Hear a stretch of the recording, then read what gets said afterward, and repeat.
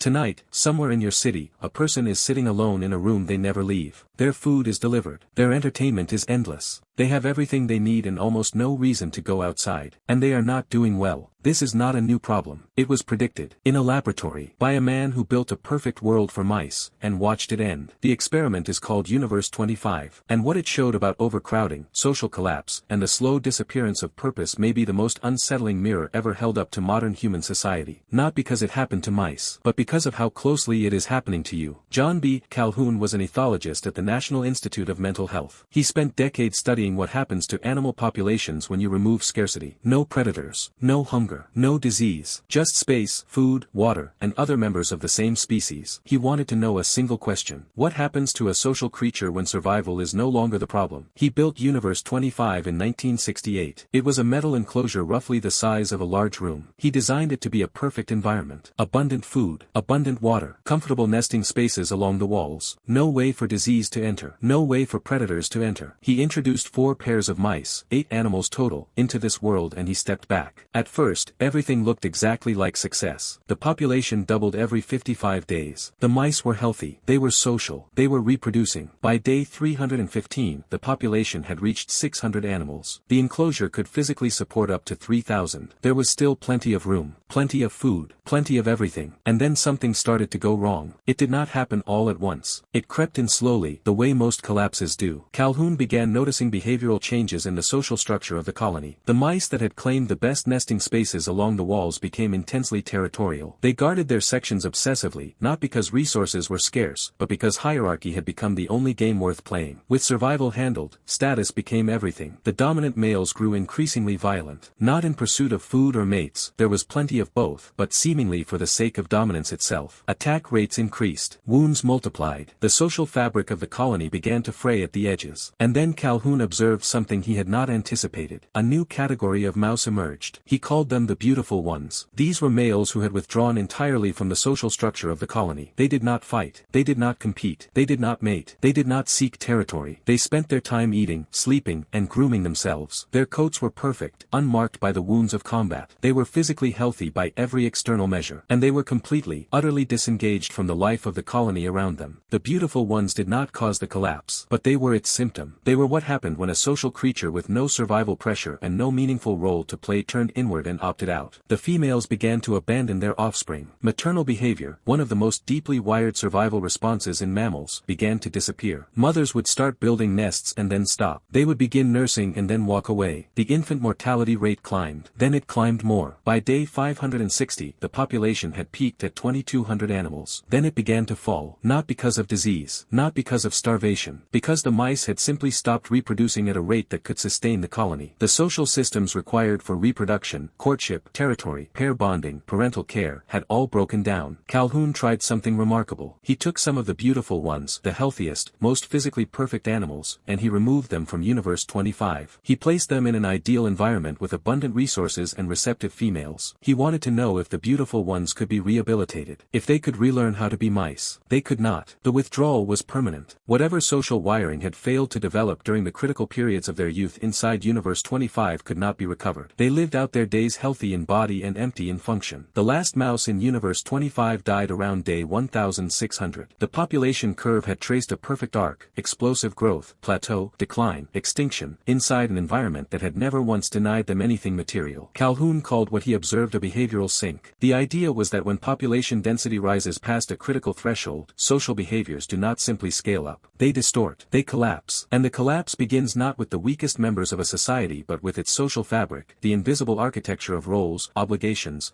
recognition, and meaning that holds a group together. Here is where it gets uncomfortable. Because Calhoun was not just studying mice. He said so explicitly. In his papers and lectures, he described Universe 25 as a model, not a perfect one, not a direct map, but a model for what happens to highly social creatures when the conditions for biological survival are met but the conditions for psychological and social flourishing are not. Look at the world you live in now. In the last 2 decades, food delivery has eliminated the need to leave home for meals. Streaming services have eliminated eliminated the need to leave home for entertainment. Remote work has eliminated the need to leave home for income. Dating apps have compressed courtship into a swipe. Social media has replaced the village square with a feed that delivers social stimulation without social risk or social obligation. None of this is inherently bad. Each individual innovation solved a real problem. But the aggregate effect, the thing Calhoun might have recognized, is a world in which the conditions for biological survival are more handled than at any point in human history, while rates of loneliness, depression, anxiety, purposelessness, and social withdrawal have climbed steadily upward. The beautiful ones did not suffer from a lack of resources. They suffered from a lack of necessity, from a life in which nothing required them to show up, to risk, to fail, to persist, to be needed by something or someone outside themselves. Psychologist Jean Twenge, who has tracked generational mental health data for decades, has documented a sharp rise in loneliness and depression that correlates almost precisely with the rise of smartphone and social media saturation. Her research, along with work by Jonathan Haidt at NYU, suggests that the hyper-connected, low-friction, always available world that young people are growing up in is producing social and psychological outcomes that no one fully anticipated when the technologies were designed. The mice did not know they were in Universe 25. They did not know that the abundance around them was also a trap. They simply responded to their environment the way social creatures do. They adapted, and the adaptation slowly hollowed them out. You are not a mouse. The analogy is not perfect, and Calhoun himself never claimed it was. Human beings have language, culture, art, religion, philosophy, tools for manufacturing meaning that no other species possesses. You can recognize the behavioral sink. You can name it. You can choose differently. But recognition requires honesty. It requires asking, seriously, whether the frictionless world you are building around yourself is actually serving your deepest social and psychological nature, or whether it is simply making the withdrawal more comfortable. The most important finding of Universe 25 was not that the mice ran out of space. They never ran out of space. The enclosure was never physically full. The most important finding was that they ran out of meaning. They ran out of roles that required them. They ran out of challenges that demanded something real from them. And one by one, they became beautiful. And one by one, they opted out. Tonight, somewhere in your city, a person is sitting alone in a room they never leave. They have everything they need. Almost no reason to go outside. And somewhere in that comfort, something that was supposed to develop never did. The experiment ended in 1972. But Calhoun never stopped asking the question, what does a social creature need, not to survive, but to remain fully alive? You already know the answer. You have always known it. The question is whether the world you are living in is making it easier or harder to act on what you know. If this video made you think, share it with one person who needs to hear it. Subscribe for more videos that take the science seriously. And leave a comment below. Are you seeing the beautiful ones around you, or inside you?